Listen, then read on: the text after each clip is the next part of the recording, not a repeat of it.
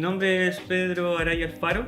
Yo soy periodista y además soy escritor desde hace algunos años y por eso estoy aquí acompañándolos en esta conversación. Mis primeros acercamientos se remontan a los años 80 cuando era niño, con las colecciones que venían en los diarios, el diario La Nación y en un suplemento antiguo que se llamaba Apuntes. Mi papá empezó a comprar esa colección pensando que las iba a necesitar para el colegio y en realidad más que para el colegio, porque creo que me habrán pedido 2 como lectura obligatoria, lo hice como lectura, digamos, por pasión, y ahí empecé a conocer autores como El Mundo de Amisis, Horacio Quiroga, que fueron mis primeras lecturas. Bueno, y además cabe recordar que cuando chico, como en la casa aún no llegaban esos libros, empecé leyendo un diccionario grande Sopena. Ahí empecé a practicar el uso de las consonantes, las vocales. Y también recuerdo con mucho cariño que una vez le dije a una tía que a mí me gustaría tener un libro que no se terminara nunca, porque me gustaba leer y me daba lata que los libros se terminaran. Entonces ella me regaló un libro que se llamaba Una fábula para cada día, que aún lo tengo, un libro grande que de hecho ahora está leyendo mi hija, y era con 365 fábulas, entonces me leía una cada noche antes de dormirme y esas fueron mis primeras entretenciones. Después de esta etapa que estaba contando recién de la niñez, en la adolescencia me alejé bastante de la lectura, o sea, de libros, porque seguí leyendo revistas, me encantaba leer revistas de música, las que vendían en la época, las que me prestaban, y caí un poco en el vicio de la televisión, que era como lo que ahora los celulares, entonces me alejé un poco de los libros, me perdí muchos años de conocer autores o demás. Y el año 2005, que fue inolvidable para mí, porque estaban de moda este tema de los blogs, entonces ahí, porque eran de moda, empecé a escuchar en la radio algunas personas que los tenían, empecé a seguir y yo empecé a escribir, pero más en el estilo como diario de vida, y después eso fue mutando un poco, le fui agregando como metáforas, y sin querer empecé como a armar los primeros cuentos, y estuve en eso entre 2005, así muy fuertemente, hasta el 2009, y producto de esa escritura nacieron los cuentos de mi primer libro de soliloquios y fantasmas obsesos. Bueno, eso fue algo que ocurrió gracias al Fondo Municipal Manuel Concha. Yo tenía algunos conocidos que lo habían obtenido años antes y motivado por un profesor que tuve en un taller literario, él se llama Álvaro Ruiz, él es poeta y era un taller de poesía el que me fui a meter, en esa época yo era narrador, pero él, sin embargo él insistió en que fuera, éramos poquitos participantes, y ahí también le tomé un poco el gusto a la poesía, que es lo que escribo ahora, pero él me instó, me dijo, oye, tú deberías postular o participar a algo.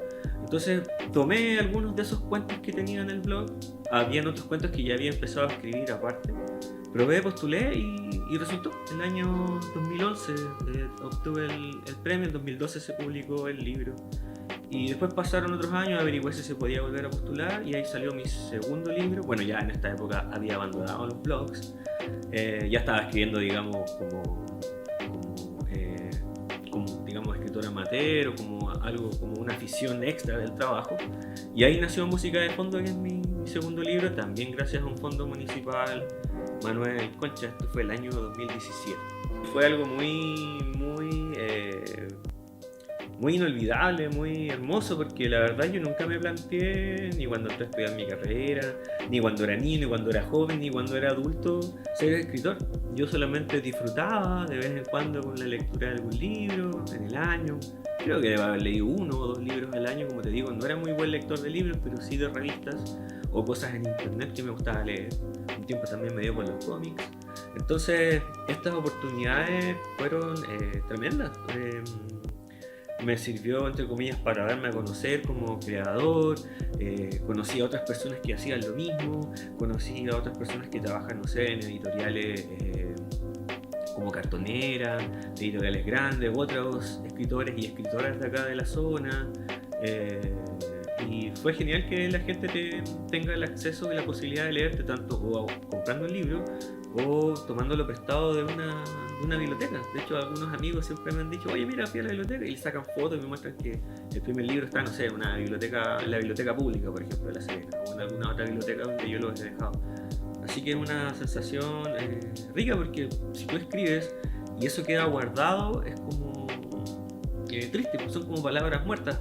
Hay mucha gente que yo conozco que dice, no, yo escribo, pero escribo para mí, y lo guardo porque me da cosa mostrar, porque en el fondo cuando tú escribes quedas expuesto, quedas como desnudo ante la sociedad, De hecho, mi pareja me dice, cuando me lee, me dice, me cuesta como salirme del personaje porque sé que eres tú. Yo digo que no, porque lo que uno escribe, el 10% es realidad y el resto es ficción. Pero claro, la gente que me conoce bien dice que reconoce algunos rasgos del personaje, pero yo cada vez lo trataba de hacer como más lejano. Pero es algo muy hermoso, muy hermoso. Y creo que es lo que sienten. Bueno, este trabajo, como te contaba, se obtuvo el 2017, se editó y se publicó el 2018, se llama Música de Fondo. Es un libro que reúne, podríamos decir, cuentos musicales. Cada cuento tiene una canción que funciona como epígrafe, o en algunos cuentos hay alguna canción que suena de fondo o que lo menciona algún personaje. Lo escribí entre que terminó el proceso del primer libro hasta el año 2016. Y se llama Música de Fondo no porque desde un comienzo yo haya pensado en meterle canciones, que es algo que han hecho muchas personas. No estaba descubriendo la pólvora con eso, sino que cuando escribí los últimos cuentos, recién me había cambiado a mi casa con mi pareja, y yo los días sábados me dediqué a terminar los últimos cuentos. Y en esa época descubrí la música jazz. Necesitaba escuchar algo que no me desconcentrara, con, digamos, gente cantando, y encontré una radio online y escuchaba mucha jazz mientras terminé de escribir ese libro. Entonces cuando pensé qué nombre le pongo, y me acordé, la música de fondo que sonaba era esa.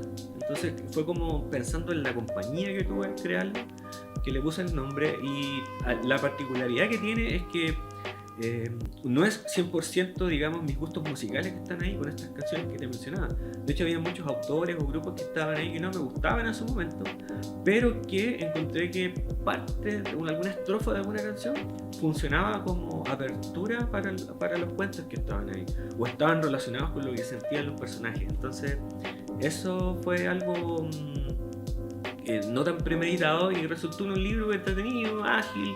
Ha tenido buena crítica a las personas que lo han leído. Además es un poquito más largo que el primero, tiene cuentos más, siento yo, más elaborados, más trabajados. De hecho, algunos me costaron mucho terminarlos, y siento que ha tenido una buena acogida a pesar de todos los años que han pasado desde que se editó. Mira, las bibliotecas son importantísimas. De hecho, aquí donde estamos también yo creo que es un gran logro para la ciudad y para la región. Esta biblioteca moderna, bonita, grande, acogedora, que marca, digamos, un salto tremendo para lo que era la infraestructura bibliotecaria anterior.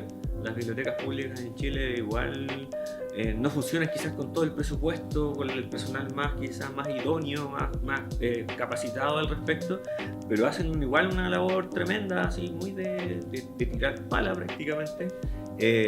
Yo recuerdo cuando niño la biblioteca en Coquimbo, que estaba ahí en la Casa de la Cultura, que arrasó lamentablemente el tsunami.